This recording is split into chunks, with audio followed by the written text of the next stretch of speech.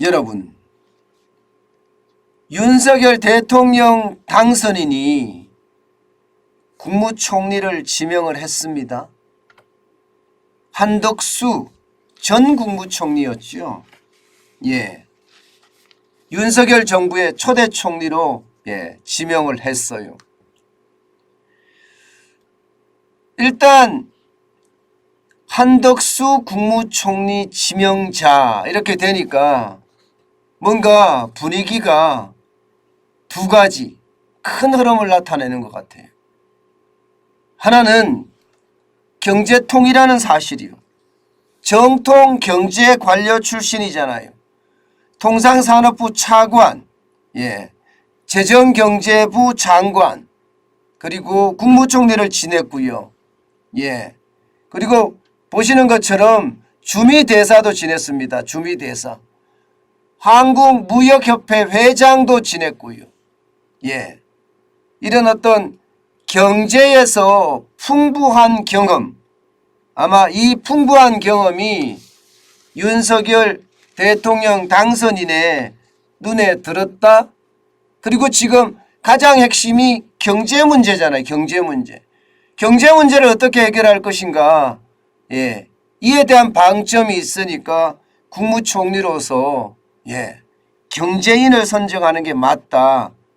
그런 측면에서 경제통이 지명이 됐다. 이렇게 보이는 게 한 축이고요. 또 하나의 축은요. 보시는 것처럼 출생이 전북 전주입니다. 전북 전주입니다. 지금 더불어민주당의 의석수는 172석이에요. 그야말로 거대 공룡 여당이고요. 윤석열 정부가 출범하면 거대 공룡 야당이 되겠죠.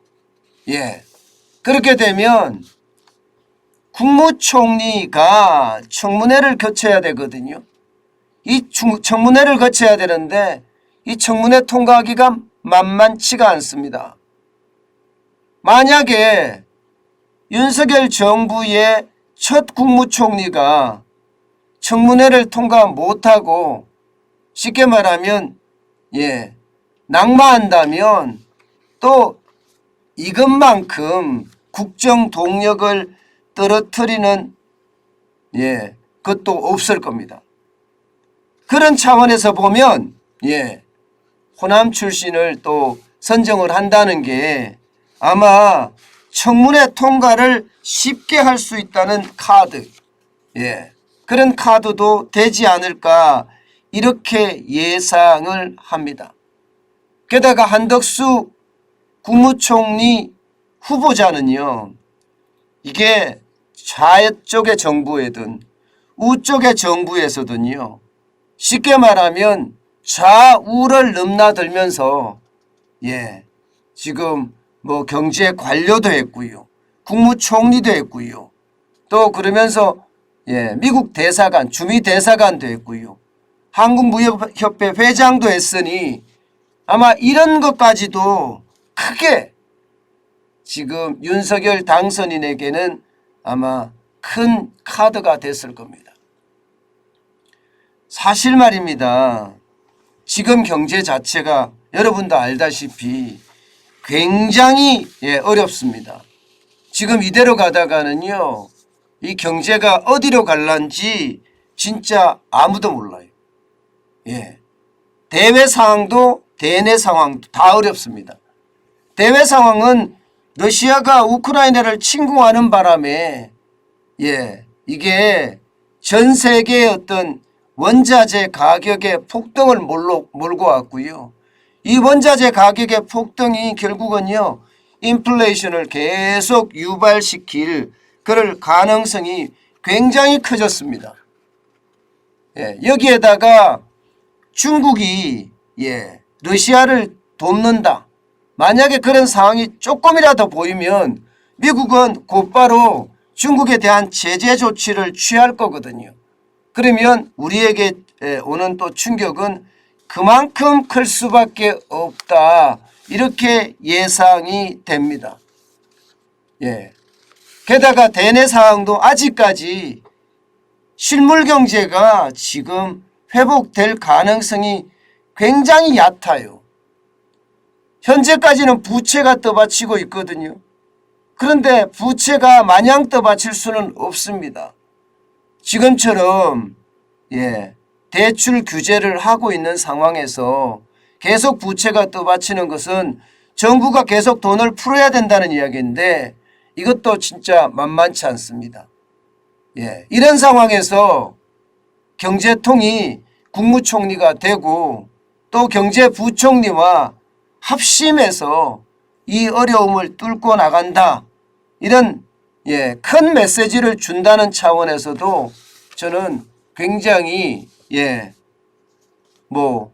잘한 선택이다 이렇게 봐야 되나요?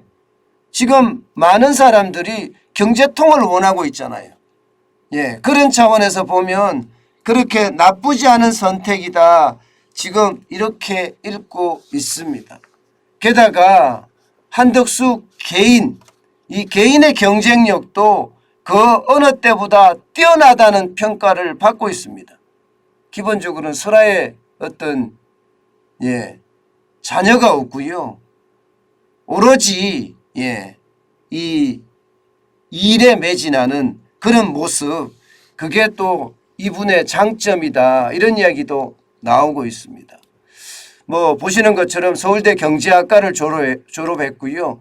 미국 하버드에서 경제학 박사를 학위를 받았습니다. 그만큼 정파에 관계없이 말입니다. 오로지 실력과 전문성으로 인정받았다.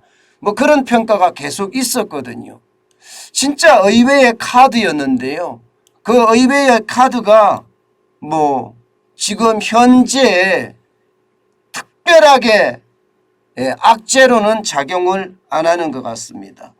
게다가 경제와 안보가 하나 되는 시기에 바로 경제통이 국무총리를 지금 맡는다는 사실, 정치인이 아니라는 사실만 하더라도요, 여기에는요 굉장히 많은 사람들이 조금이라도 안도를 할 수 있다고 할까요? 아마 그런 상태가 되지 않겠느냐 이렇게 보이고요. 게다가 청문회도 진짜 만만치 않습니다. 대선에서 0.73%포인트 초박빙으로 이겼잖아요. 그렇기 때문에 이것을 극복하는 것도 만만치 않을 거다. 그런 차원에서 보면 한덕수의 카드가 아주 다목적으로 절묘한 카드가 아닌가 이렇게 분석은 하고 있습니다. 게다가 지금 한덕수 국무총리 후보자도요. 내가 국무총리가 된다면 쉽게 말하면 수락을 하면서 말입니다. 4가지를 내세웠어요. 4가지. 제일 첫 번째가 자강력이에요. 스스로 우리가 강해지는 거 있잖아요. 우리가 강해지는 거. 여러분도 알다시피 우리 우크라이나에서 봤잖아요. 평화 해봤자 결국은 강력한 무기 앞에서 지금 엄청나게 쓰러지는 그 상황을 우리는 다 겪었습니다. 이런 상황에서 자강력이 없다는 것은요, 오히려 우리를 더 망칠 수 있는 그런 상황이 아니겠느냐. 본인도 주미대사를 직접 했고요. 그러면서 외교적인 자강, 국방에 대한 자강, 이 자강에 대한 이야기, 뭔가 설득력이 있는 듯한 그런 이야기가 보이고요. 또한 재정은 최후의 보루다. 그러면서 재정 건전성에 대한 이야기도 아주 강력하게 꺼냈습니다. 지금 여러분도 알다시피 문재인 정부 돈 퍼준이라고 정신없었습니다. 지금 이거요. 이대로 가다가는 국가 신인도에 대한 문제 충분히 있을 수 있거든요. 그동안 멋모르고 곳간 활짝 열어놓고 풀어줘서 말입니다. 그거 어떻게 하든 막을 수 있는 방법이 있어야 돼요. 그 방법에 대한 것도 아마 앞으로 국무총리가 그 부분에 대해서도 뭔가 기여를 할 수 있다 이렇게 보는 거고요. 국제수지도 지금 말도 못하죠. 작년 12월에 수출이 적자가 났죠. 1월에는 최대 적자가 났습니다. 2월에 살짝 흑자가 났지만 3월에 2008년 이후로 처음으로 적자가 나는 최악의 상황으로 지금 가고 있습니다.